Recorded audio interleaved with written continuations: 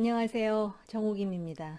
오늘은 강경화 장관 교체와 관련해서 이야기를 풀어볼까 합니다. 강경화 장관 하면은 은발의 짧은 머리, 그리고 아주 화려하게 구사하는 영어, 그리고 상당히 품격이 있는 외교장관으로서의 역할을 해왔죠.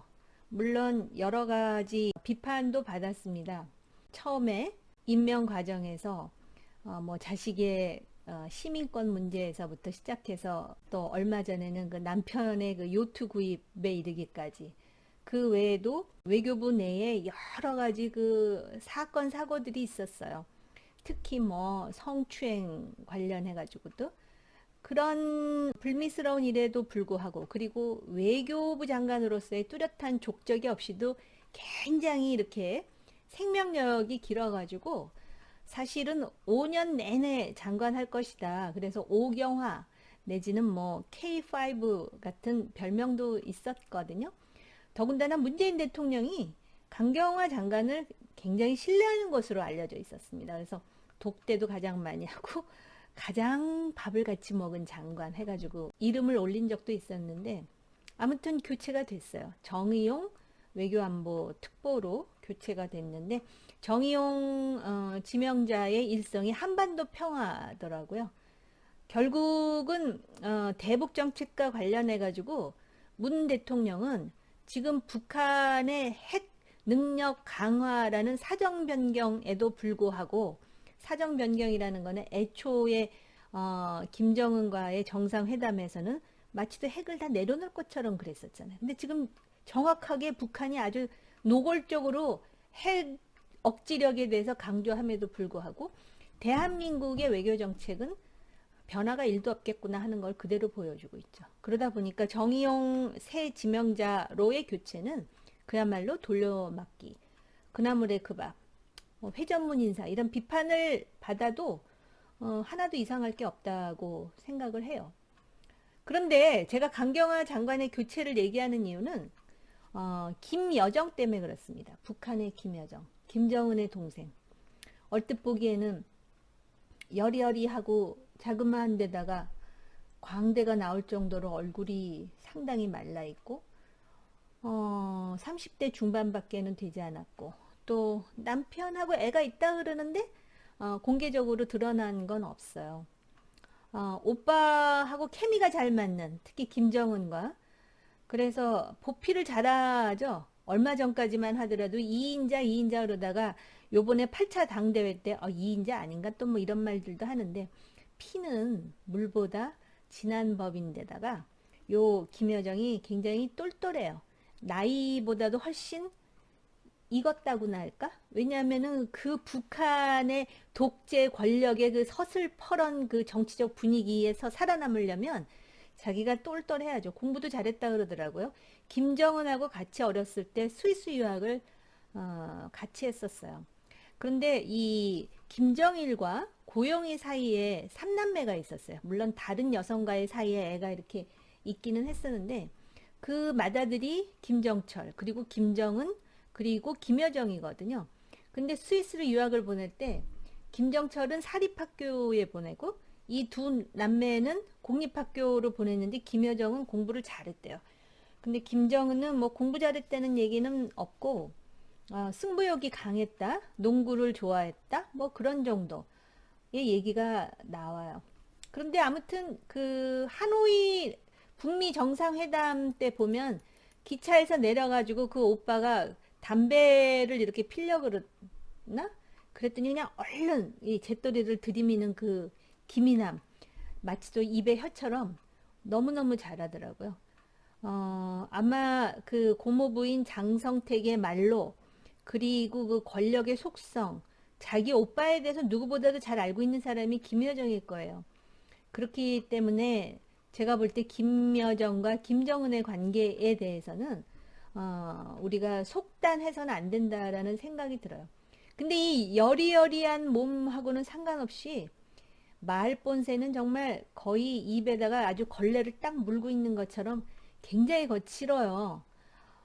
최근에 그 자기네들 그 8차 당대회 하면서 열병식 한 거에 대해서 우리 군이 그 정보를 파악했다는 이유로 특등 머저리, 기괴한 족서, 머저리, 머저리, 머저리, 아, 참, 아무튼. 그런 아주 거친 말을 서슴없이 쓰는 젊은 여성입니다. 사실은 뭐 김여정의 이 막말, 이 원색적인 이런 발언 이런 게 뭐 어제 오늘의 이야기는 아니었죠. 작년 3월에 북한에서 그 방사포 도발을 하니까 청와대가 유감 표명을 했어요. 그랬더니 거기다 대고 겁먹은 개 뭐 이렇게 얘기하잖아요. 그리고 또 탈북민 단체들한테 쓰레기는 오물통에 가져다 버려야 한다. 이런 표현을 씁니다. 그런데 더 재밌는 거는 쓰레기는 오물통에 가져다 버려야 한다는 막말과 함께 이 전단금지 법이라도 만들라라고 막 김여정이가 뭐 소리치듯이 그러자마자 불과 4시간쯤 지나서 우리 정부가 대북 전단을 중단하는 법률안을 준비하고 있다 이렇게 화답을 해요. 그리고 결국은 만들었잖아요. 작년에 통과시키잖아요. 심지어는 무슨 그 평창 올림픽 대회에 김여정이 왔다 가잖아요. 그러면서 정권 내에 김여정 팬클럽이 있느냐 없느냐 그런 말까지 나올 정도니까 어디 그뿐입니까? 연락사무소 폭파를 사전에 예고하고 결국은 다 때려 부셨어요.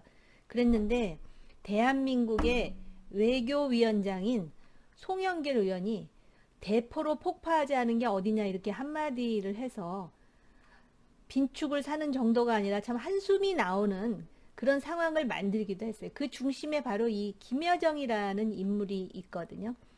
그런데 왜 이렇게 김여정 얘기를 길게 하냐면 요번에 그렇게 오래 갈 것 같은 강경화의 교체에도 혹시 김여정의 발언이 작용한 게 아니냐. 강경화 장관이 지난달인가 외국의 국제회의에 코로나와 관련해 가지고 이렇게 발언을 했습니다. 코로나로 인한 도전이 북한을 더욱 북한답게 만들었다. 이 북한답게가 욕이라는 건 알아들은 것 같아요. 그러자 이 말을 트집 잡으면서 주제 넘은 망언이다. 정확하게 계산되어야 될 것. 이렇게 말을 했어요. 근데 북한에서 계산되어야 된다. 계산한다라는 말은 대가를 치르게 한다라는 말이라고 해요. 그러면서 이런 말도 했다 그래. 강경화 장관에 대해서 북남 관계에 더더욱 스산한 냉기를 불어오고 싶어 몸살을 앓는다. 두고두고 기억할 거다. 아유, 참. 네. 대가를 치른 걸까요? 결국은 문재인 대통령이 강경화 장관을 교체했습니다. 김여정 때문에 바꿨는지 모르지만 그 데스노트의 위력이 대단한 것 같습니다. 정의당은 뭐 명함도 못 내밀 것 같아요. 더 이상은. 아까도 말씀드렸지만 북한은 이미 이제 핵 국가라는 것을 뭐 숨기려고 하지도 않아요. 아주 노골적으로 얘기를 하고 또 지금 강경화 장관의 교체에서도 봤듯이 오죽하면 사람들이 김여정이 한마디 해갖고 저런 걸까라고 상상을 하겠어요. 그게 사실이든 아니든 적지 않은 사람들이 그렇게 해석하는 것에 대해서 현 정부가 어떤 행보와 어떤 행동 패턴을 보였는지에 대해서 좀 돌아볼 필요가 있다고 저는 생각을 해요. 대통령의 그 신년 기자회견을 보면 한미연합훈련을 하는데 북한과 협의할 수 있다 이렇게 밝힙니다. 그러면서 북한과 협의할 수 있다고 하는 거는 2018년에 9.19 남북 간의 군사 합의에 근거해서 미국과 연합훈련을 할 때 남북 군사 공동위원회를 통해서 협의하겠다라는 거예요. 미국과 한미연합훈련하는 이유는요.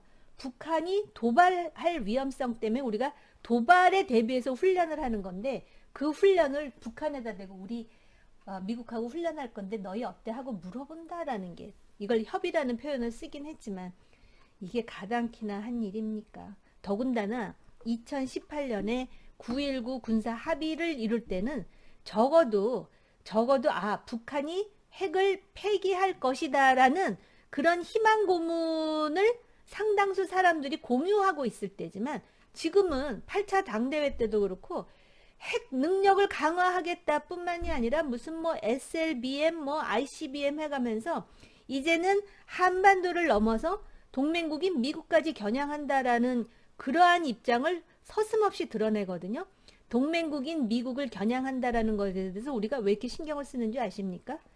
북한이 대한민국에 대해서 도발을 하고자 할 때, 또는 매우 가당치 않은 압력을 가하고자 할 때, 그것에 대한 대응 내지는 억지로서 미국의 증언이라든지 미국의 지원이 필요한데, 북한 자체가 핵을 가진 ICBM 또는 핵 능력을 통한 SLBM을 발사할 수 있는 그런 힘이 생기면 미국이 대한민국을 도우려 해도 주춤할 수밖에 없는 그런 상황을 만들 수가 있다는 거예요. 그래서 우리가 ICBM이라든지 SLBM에 대해서 걱정하는 건데, 지금 그런 상황이 돼버렸어요. 그러면서 한미 연합훈련을 북한과 사전에 협의한다라는 이 대통령의 태도에 대해서 사실은 굉장히 심각한 얘기일 수 있어요. 이거는 어떻게 보면 우리의 안전 안보와 직결되는 문제라서 그렇습니다. 사실 요번에 정의용 외교부 장관 지명자를 포함해서 평창 올림픽 전에 우리나라의 대통령 특사가 4사람이 북한에 올라가죠. 윤건영 현 의원도 포함되어 있었어요. 그때 올라가면서 정부가 한 얘기는 뭐냐면, 북한의 김정은이 분명히 핵을 폐기할 수 있다라는 언지를 줘서 올라갔다고 얘기를 했고, 그것에 이어서 뭐 평창 올림픽에 사람들이 왔다 갔다 하고, 그리고 정상회담이 이루어지고, 심지어는 북미 간의 싱가포르 정상회담까지 이루어졌었는데, 지금 보면 그거는 그냥 이벤트에 불과했었어요. 그리고 계속해서 북한은 자신들의 핵 능력, 그 다음에 소위 투발수단이라고 그러죠. 델리버리 시스템. 그러니까 핵 무기를 미사일에 실어서 심지어는 대륙 간에도 사정거리를 둘 수 있는 그런 상황으로까지 계속해서 지금 진화시키고 있다라는 거거든요. 여전히 핵과 경제를 병진시키겠다. 핵은 포기할 수 없으니 경제, 니들 핵이 무서우면 우리 경제적으로 뭔가 먹고 살 수 있도록 해야 되는 거 아니야? 무슨 뭐 코로나와 관련해서 무슨 뭐 방역을 지원하겠다고? 그건 본질적인 문제가 아니야. 이렇게 뻗대고 있는 거라는 것이죠. 지난번 신년 기자회견에서 대통령이 이런 말씀도 했어요. 싱가포르 정상회담으로 돌아가자. 싱가포르 정상회담의 내용이 뭔지 아십니까? 새로운 북미 관계를 수립한다. 미북 관계를 수립한다. 그리고 한반도 평화체제 얘기가 나와요. 그 다음에 북한은 한반도의 완전한 비핵화를 위해서 노력한다. 근데 우리는 이걸 한반도의 완전한 비핵화라고 표현하고 있지만, 실제로 그 북미 회담의 영문에 Complete Denuclearization on the Korean Peninsula, 이거를 북한에서는 조선반도의 비핵화로 해석해요. 조선반도의 비핵화는 북한에 있는 핵 무력을 완전히 해체하겠다라는 뜻에 국한하지 않아요. 주한미군 철수까지도 내포하는 이야기거든요. 그 다음에 4번째, 미군 유해 송환, 유해 수습. 이거는 이제 미국으로부터 돈을 받고 유해를 주겠다라는 얘기인데요. 사실은 이 싱가포르 합의를 무슨 대단한 합의라고 자꾸 이야기하는데, 싱가포르 회담이 있기 하루 전에 북한의 노동신문에 이 4가지가 이미 나왔었어요. 그러니까 북한이 원한 대로 해준 회담의 결과물이 바로 싱가포르 합의라는 거죠.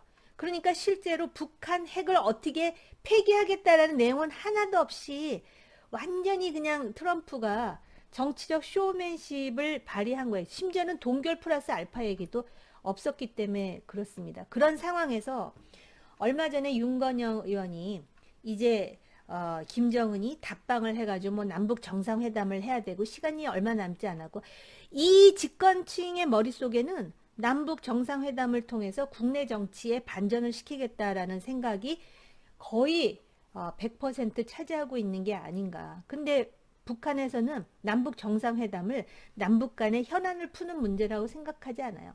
김정은이 문재인 대통령에게 주는 하사품 정도로 생각한다고 저는 생각해요.